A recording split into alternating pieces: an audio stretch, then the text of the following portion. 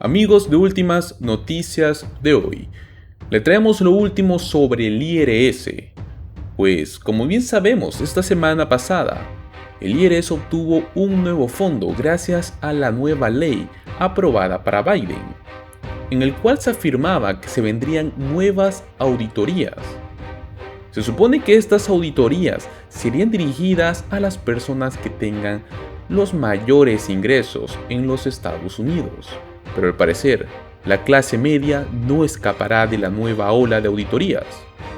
Los demócratas pasaron la semana pasada jurando que solo las personas con altos ingresos serían exprimidas bajo su nuevo plan para reforzar el servicio de impuestos internos, pero al parecer, esto era una mentira. También hablaremos sobre los precios de las viviendas en los Estados Unidos, ya que subieron a un nivel récord los precios en este segundo trimestre. Los precios de las viviendas continuaron subiendo en casi todos los Estados Unidos durante el segundo trimestre, cuando la demanda de los compradores comenzó prácticamente a desvanecerse debido a las tasas hipotecarias más altas vistas en la historia de los Estados Unidos. Por ello es que los invitamos a que se queden hasta el final de este video y así obtengan esta información bastante interesante, pues es muy posible que usted quiera estar preparando la venta de un hogar para sacar nuevos beneficios. La Oficina de Presupuesto del Congreso tardó solo unos días en poner fin a esta narrativa, a esta falsedad que nos venían comunicando. Un análisis rápido por parte del anotador de presupuesto confirma que la expansión de la auditoría también atrapará a la clase media. Se señaló el punto en una carta del 12 de agosto al senador Mike Crapo, quien había tratado de obligar a los demócratas a cumplir sus promesas de limitar las auditorías solo a personas con altos ingresos. Si el plan de expansión del IRS no se trata de personas que ganan menos de $400,000 anuales, así como afirmó la secretaria de prensa de la Casa Blanca, Karine Jean-Pierre, ¿por qué no dejar eso claro en el proyecto de ley?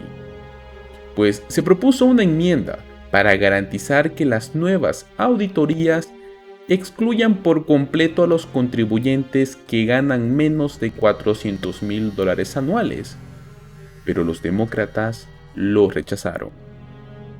Luego se pidió a la CBO que calculara el efecto que habría tenido su enmienda, y la agencia descubrió que un mayor escrutinio de los declarantes que ganan menos de $400,000 al año representaría prácticamente $20,000 millones en 10 años. $20,000 millones. Estamos hablando de un total de alrededor de $204,000 millones que los demócratas van a recaudar a través de un IRS más grande y mucho más maligno. En otras palabras, la expansión del IRS tal como está diseñada actualmente podría recaudar miles de millones de dólares en ingresos de nuevas auditorías a la clase media. El problema es que por cada fraude fiscal que identifica el IRS, varios contribuyentes que son más obedientes estarán sujetos a más escrutinios innecesarios. Muchos de los cientos de miles de personas auditadas cada año se eligen al azar, y la mayoría de los contribuyentes no pueden pagar un abogado para poder acudir al tribunal fiscal y lograr impugnar estas reclamaciones de responsabilidad tributaria por parte del IRS. Escriben el cheque para poner fin a la incesante persecución del IRS, ya sean que crean que es justo o no. Como bien sabemos, ya habían surgido ciertas grietas dentro de la narrativa por parte de la Casa Blanca antes de que la CBO interviniera, pues la Secretaría del Tesoro, Janet Yellen, que supervisa el IRS, escribió al comisionado de la agencia la semana pasada para aclarar el plan de financiamiento.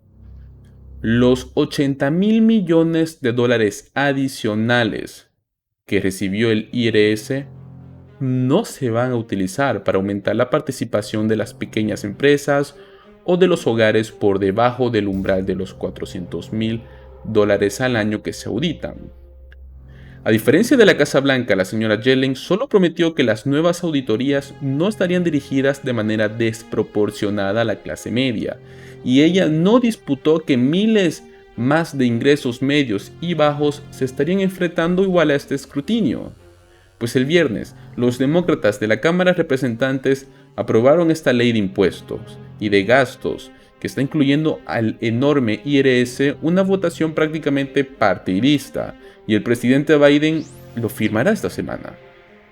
Pues esperamos que los recaudadores de impuestos a última hora logren volver a la antigua narrativa y no ataquen a la clase media o a la clase baja, donde la gente no está logrando poder llegar a fin de mes con los gastos. Y los cheques de estímulos federales prácticamente se han acabado. Simplemente se está dependiendo de ciertos programas estatales o de cheques estatales que se ocurren mes por mes. Pero esto no es suficiente. Ahora hablaremos sobre los precios de vivienda en los Estados Unidos, ya que subieron a un nivel récord en el segundo trimestre. Los precios de las viviendas continuaron subiendo en casi todos los Estados Unidos en este segundo trimestre, cuando la demanda de compradores prácticamente se había desvanecido debido a las tasas hipotecarias más altas. Pero aún así, superó la oferta inusualmente baja del mercado inmobiliario. El precio medio de venta fue más alto en el trimestre en comparación con hace un año en 184 de las 185 áreas metropolitanas monitoreadas. La única área metropolitana que registró alguna disminución fue la de Trenton, Nueva York, donde los precios medios llegaron a caer un 0,7%, en específico New Jersey. Una mayor parte del país también experimentó algunos aumentos de precios porcentuales de hasta 2 dígitos que a principios de año.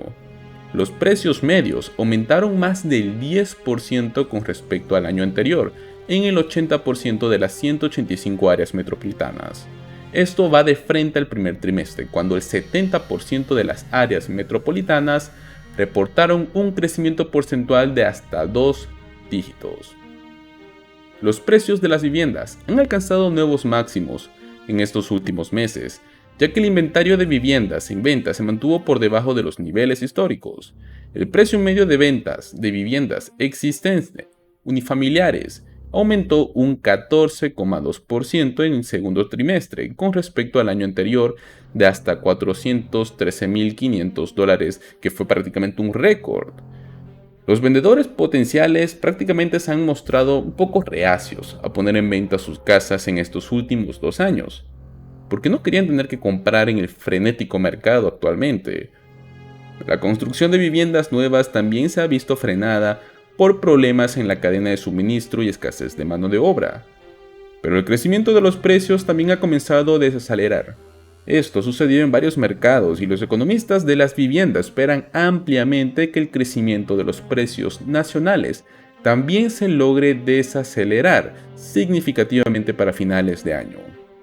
Se señala un aumento en las tasas de interés de las hipotecas, que han aumentado los pagos mensuales de los posibles compradores de vivienda en cientos de dólares al mes, lo cual ha empujado a muchos posibles compradores fuera del mercado, y esto ha afectado las ventas de viviendas. Los precios de las viviendas han aumentado prácticamente a un ritmo que supera con creces las ganancias salariales, especialmente para los trabajadores de ingresos bajos y medios. La tasa promedio de una hipoteca de tasa fija 30 años fue del 5,22% esta semana, según el gigante de las finanzas hipotecarias, el Freddie Mac. Eso está por debajo del máximo de 13 años, que fue del 5,81% en junio, pero por encima de la semana pasada, cuando cayó brevemente por debajo del 5%, y muy por encima de la tasa del 2,87% que fue el año anterior, la más dramática.